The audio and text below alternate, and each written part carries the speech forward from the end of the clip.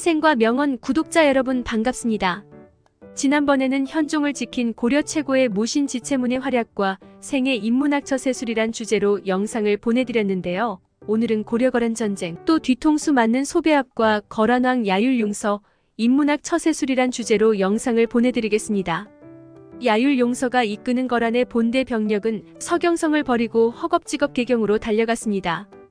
이 당시 거란은 서경 공성전으로 상당한 피해를 입었고 보급로와 퇴로로 활용할 수 있는 곽주성까지 고려군에 빼앗긴 상태였기 때문에 하루빨리 현종을 굴복시키고 압록강이 녹기 전에 회군하여 이대로 전쟁을 오래 끌다가는 보급까지 끊긴 마당에 고려군에 포위당하여 40만 대군이 전멸할 수도 있는 상황이었죠. 그런데 모두의 예상을 뒤엎고 고려의 조정은 텅 비어 있었습니다.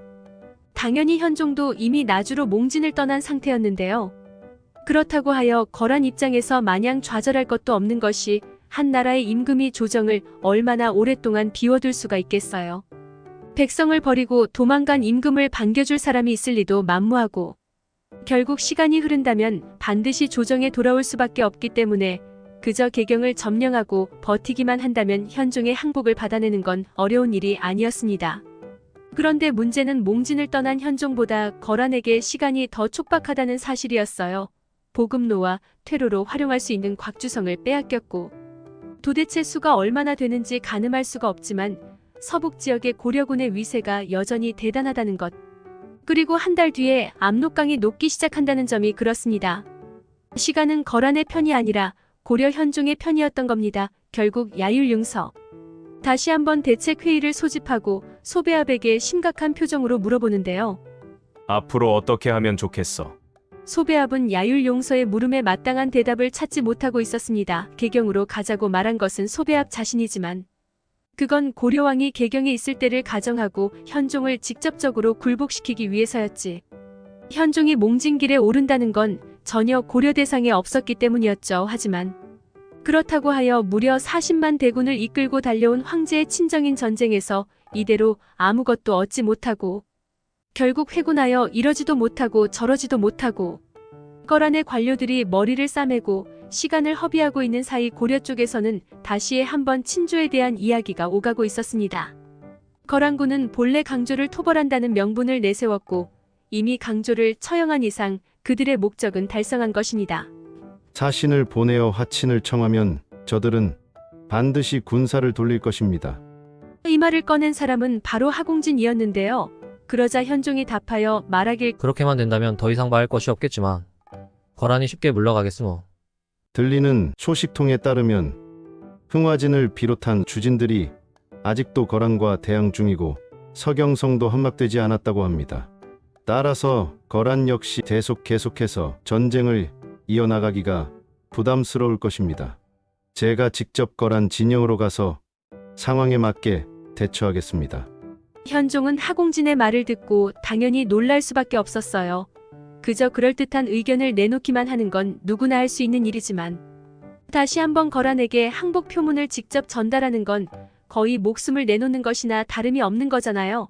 이미 강감찬을 통해서 야율용서의 뒤통수를 제대로 쳐버린 고려이기 때문에 더더욱 부담이 될 수밖에 없었죠. 하지만 아무리 위험하다 한들 누군가는 목숨을 걸어야 하는 법. 결국 현종은 하공진에게 중요한 임무를 맡기게 됩니다. 그렇게 해준다니 정말 고맙소. 부디 몸 조심하시오.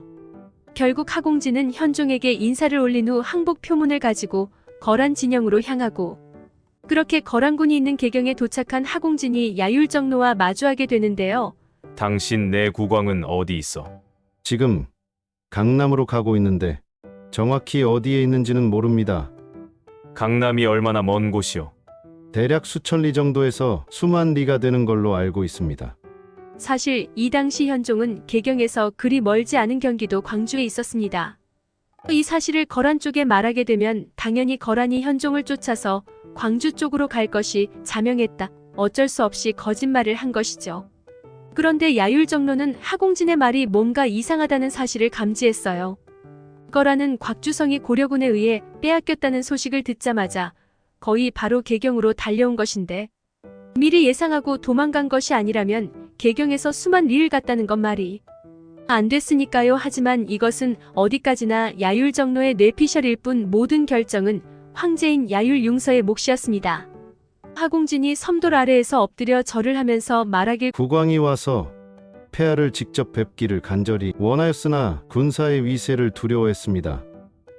너그러운 마음으로 군사를 거두어 주신다면 국왕이 곧 입조할 것입니다.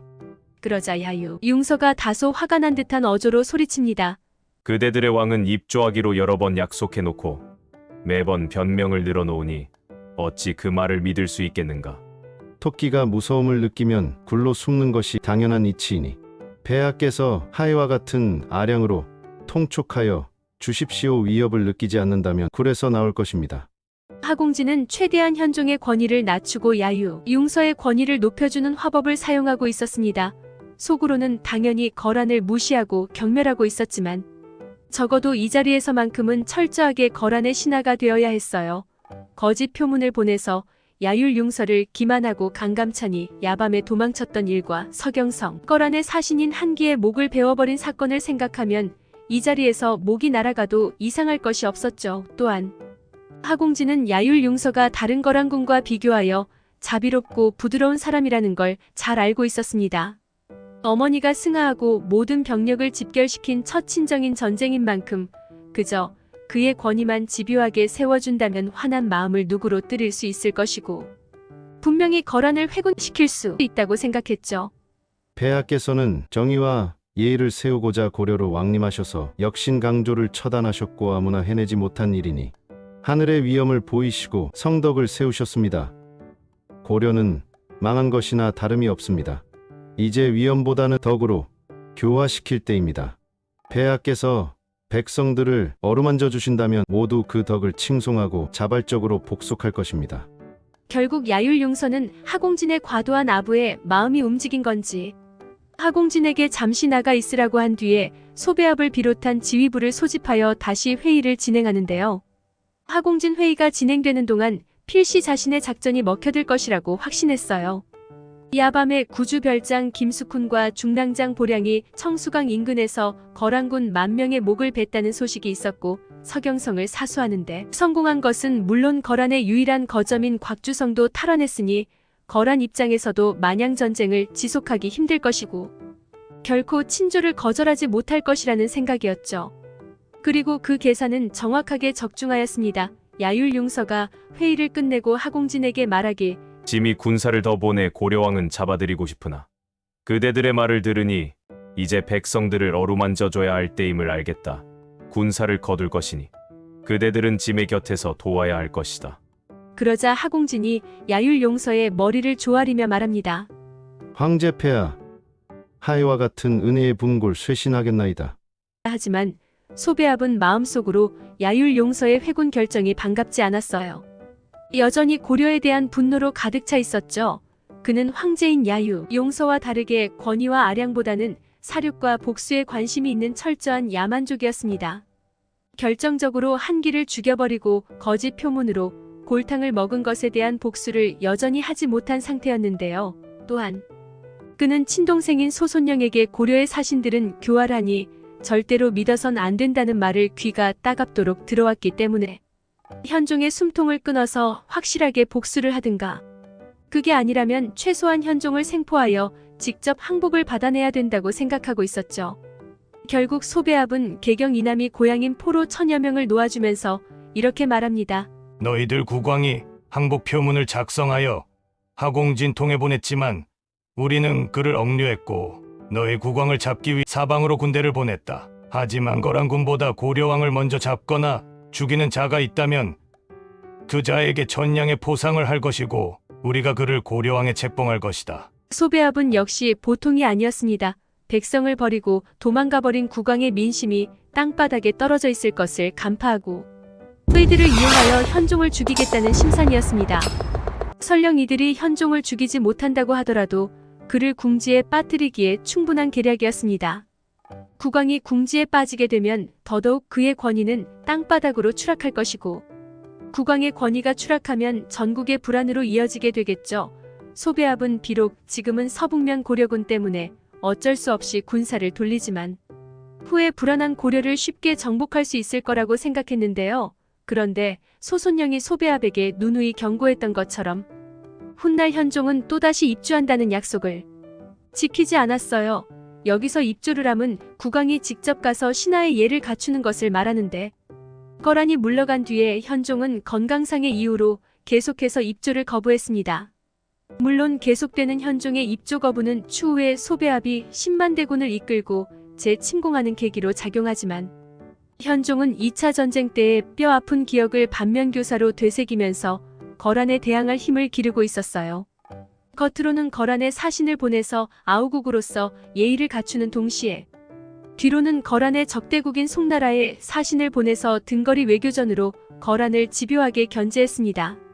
9년제 실시로 중앙 집권화를 가속화하고 인재 채용과 군제 개편을 비롯하여 매년 성을 쌓아 거란의 침입에 대비했으며, 개경을 방어하는 나성을 무려 20여 년에 걸쳐 완공했습니다. 혹시나 거란이 또다시 군사를 끌고 와서 전쟁을 일으킨다고 하더라도 2번 다시 개경을 버리고 도망가지 않겠다는 의지였고, 그리고 현종의 의지는 강감찬이 활약한 귀주 대첩으로 이어졌고 결과적으로 완벽한 성공을 가져왔습니다. 역사가들은 현종에서 문종까지의 기간을 고려의 최전성기로 꼽을 만큼 현종은 고려에서 대단한 성군으로 평가받고 있는데요.